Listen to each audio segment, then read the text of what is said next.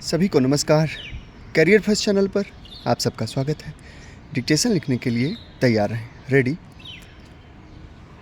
Start. महोदय, मेरा यह हार्दिक विश्वास है कि जो बड़े बड़े काम हमारे सामने हैं उन्हें करते समय आप भारत के इस प्राचीन तथा चिरनवीन संदेश को याद रखेंगे और छोटे उद्देश्यों की तुलना में राष्ट्र और मानवता के हित की ओर अधिक ध्यान देकर सहकारी प्रयास की भावना से कार्य करेंगे। हमें भारत की एकता का अर्थात अपने भावी भाग्य निर्माण के लिए प्रयत्नशील स्वतंत्र लोगों की एकता का निर्माण करना है।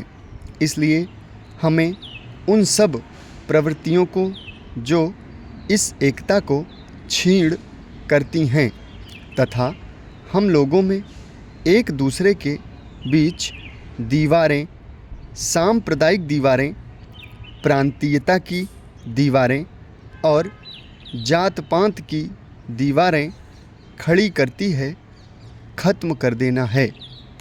अनेक राजनीतिक और आर्थिक विषयों पर मतभेद होगा और होना भी चाहिए, किंतु यदि भारत और उसके लोगों का हित ही हमारा प्रधान उद्देश्य हो और हम इस बात को समझें, जैसा कि हमें समझना ही चाहिए कि इस हित की प्राप्ति पारस्परिक सहयोग और लोकतंत्रात्मक रीतियों से ही की जा सकती है, तो ये मतभेद हमारे सार्वजनिक जीवन को समृद्ध ही करेंगे। मेरा आपसे निवेदन है कि आप इसी दृष्टिकोण से देश की समस्याओं को हल करें और संसार के अन्य देशों के साथ निर्भयता पूर्वक और मैत्रीपूर्ण ढंग से व्यवहार करें। आज सारा संसार किसी आने वाली विपत्ति के भय से भयभीत है। किसी व्यक्ति अथवा किसी राष्ट्र का उत्कर्ष भय से नहीं होता।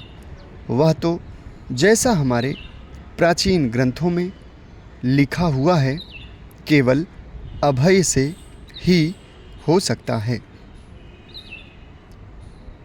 हमने संसार के सभी देशों के साथ बराबर मैत्री की नीति बरती है और यद्यपि कभी कभी इसके बारे में भ्रांति हुई है, तो भी इस नीति को दूसरे लोग अधिकाधिक समझने लग गए हैं और इसका परिणाम भी अच्छा हुआ है। मुझे विश्वास है कि हम इस नीति का दृढ़ता से पालन करते रहेंगे और आज संसार के अधिकांश भागों में जो तनातनी है, इस प्रकार उसको कुछ कम करने का प्रयास करेंगे। भारत सरकार दूसरे देशों के मामलों में हस्तक्षेप नहीं करना चाहती, क्योंकि हम अपने देश में दूसरों का हस्तक्षेप पसंद नहीं करते। जहाँ कहीं संभव हुआ है, हमने सहयोग से ही काम लिया है और हम शांति स्थापना में सहायता देने के लिए सदा तत्पर हैं। हम अपनी सहायता का भार किसी पर लादना नहीं चाहते, किंतु हम इस बात को समझते हैं कि आज संसार में कोई भी देश बिल्कुल अलग होकर नहीं रह सकता और यह अनिवार्य भी है कि अंतर्राष्ट्रीय सहयोग बढ़ता रहे, ताकि सुदूर भविष्य में मानव जाति की उन्नति के लिए संसार के सारे राष्ट्र महान सहकारी प्रयास में सम्मिलित हो जाएं। प्रायः 1 वर्ष से कोरिया में विराम संधि स्थापित करने का प्रयत्न किया जा रहा है, जिससे उन बहुतेरी समस्याओं को जिन्होंने सुदूर पूर्व एशिया में उथल पुथल मचवा रखी है, शांतिमय ढंग से निपटाया जा सके।